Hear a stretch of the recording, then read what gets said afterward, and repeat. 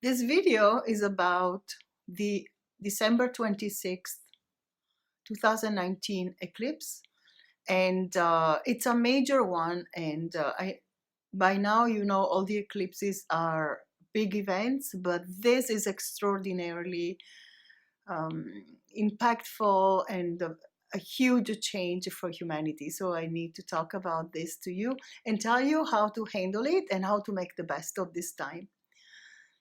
Hi, I'm Lalita, and I'm a Pillai Center teacher, and I'm going to explain to you the guidelines. If you have missed them so far in my calls I've done for Pillai Center, the impact that the eclipse on December 26th will have on your life. It involves 6 of the 9 planets. So 6 planets are, I'm going to list them in their order of importance. The sun, of course, because it's a solar eclipse. When the sun is eclipsed, our digestive power will go down, we feel tired, and also we may lose some energy and confidence.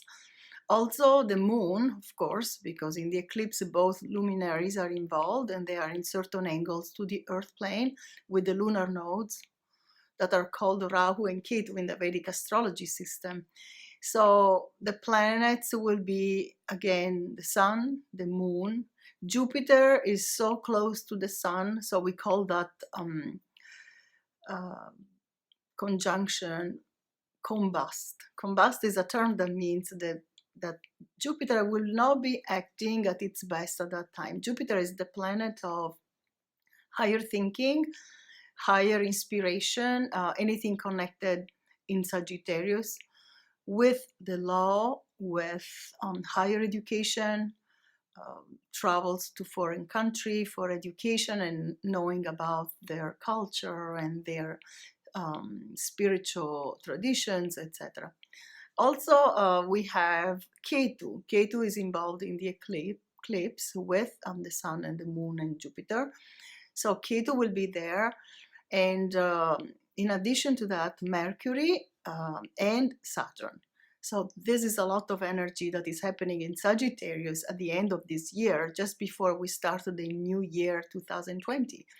And so because I don't know which house or which sector of your life Sagittarius is ruling, so I'm going to give you the general guidelines of what you can do to protect yourself and also to make the best of this energy. So I'll tell you what it means for you, for everyone in general. Again, Sagittarius is connected with your education, your inspiration, your teachers. And because Jupiter is also the Karaka, we call that, that's a Sanskrit term for ruler of your children. So you want to be gentle with your children at that time. Don't impose a harsh schedule if they're home for the holidays. And maybe keep them, relaxed. Don't give them too many chores or maybe too many tasks or even homework. I know some parents are very good. They want their children to succeed, but sometimes we do get carried away. I know because I'm a mom too. And the other thing in this eclipse, so the signs most involved are, of course, Sagittarius, and also the other sign ruled by Jupiter, because Jupiter is the ruler of Sagittarius and it is also the ruler of Pisces. And of course, the Nakshatra. Nakshatra means lunar mansion. So that's where everything is happening. This eclipse will be happening in a Nakshatra that is very fierce and is ruled, so the archetypes are very important here. Let me explain why. Niriti is the goddess who rules Mula Nakshatra, and Niriti destroys what is not beneficial to us in the long term, but it doesn't do so in a pleasant, comfortable way. It's not like, okay, you have something that is troubling you and she destroys it. It works on a deeper level. So the goddess will destroy what is not good for you and she will uproot it.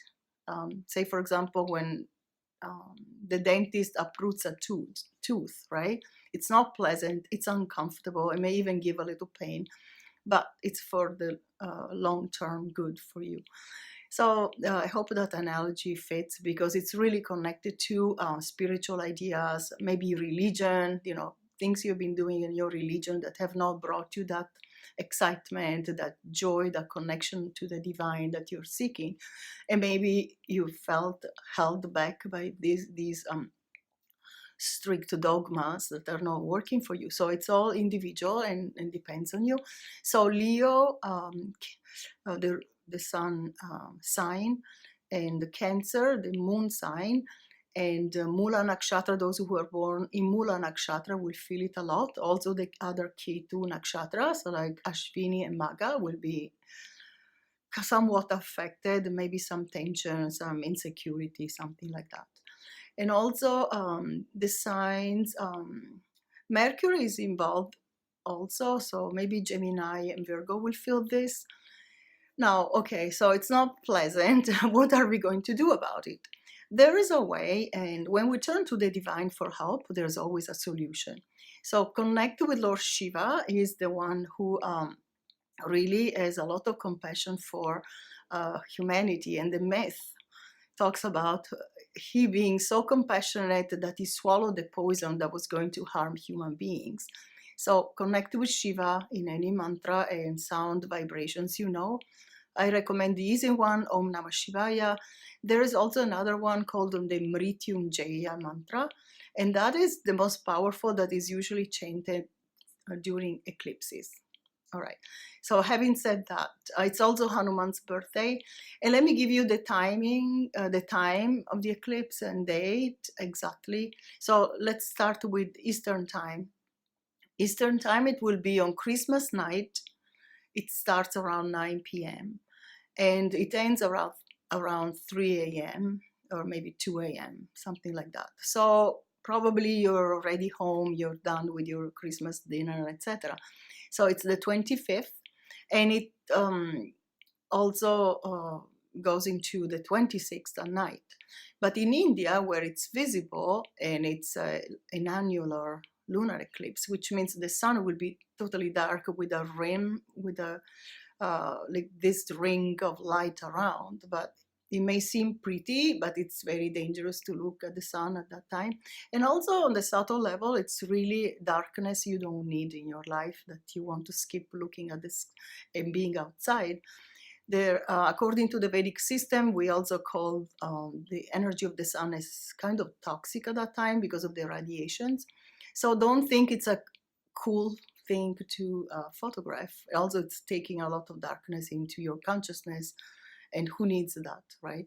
So if you want to be happy and be fortunate, you want to skip that darkness. Also, what can be done, and you want to avoid eating a huge meal at that time. So I know many Indian people, and I'm not saying this is only happening in India. Of course, it's also the Middle East, Saudi Arabia, Indonesia, some areas of the Philippines, I think, if I remember well. But Google it in your time zone, so you know the exact times. I know that in India it starts around 8 a.m. and it ends around 10:30 a.m. So I know most Indian people, for example, eat a big breakfast and then they go to work, etc. So try to eat lighter and don't eat too much during the eclipse, but you can eat promptly at the end of the eclipse. Again, Google your time zone to know when it's safe to eat and to go outside to avoid the radiations. And if you can, shower or bathe after the end of the eclipse. So you remove that negativity and you don't need it in you.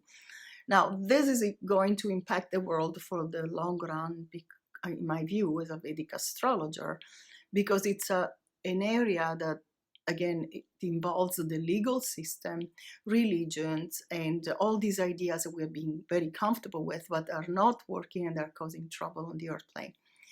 All right, so there are lots of remedies for eclipses and to make sure it doesn't disrupt your finances and your children's studies and also your own studies if you're a student.